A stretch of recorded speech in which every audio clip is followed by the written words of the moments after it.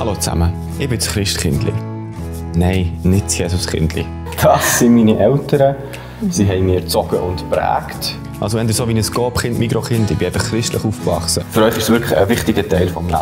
Fundamentalisten geworden, die ihr Fundamentalisten. Leben, die Jesus bauen, die Liebe als niemand will. Ja. Du willst damit sagen, es kommt darauf an, was das Fundament ist. Ja, klar. Im Verlauf meines Lebens hatte ich Einblick in verschiedene freikirchliche Gemeinschaften, vor allem aber in die Pfingstgemeinde. Es geht darum, Gott gross zu machen. Wo auch meine Eltern früher sind gegangen. Die Videoreportage ist eine Auseinandersetzung zwischen zwei Welten.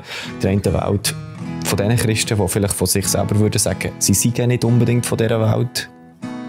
Und der andere, die von diesen Christen das Gleiche würden sagen, einfach das etwas anderes würden meinen. Und natürlich von Filmen, die dazwischen liegt, auch. In dieser Reportage wollte ich mit Fragen und Kritik auch auf Leute zugehen, die zu diesem Thema unterschiedliche Meinungen haben. Ich sehe es eben ein bisschen anders. Leute aus Freikirchen, Leute aus Landeskirchen, Agnostiker, Atheisten, Politiker. Glaubt ihr an Gott?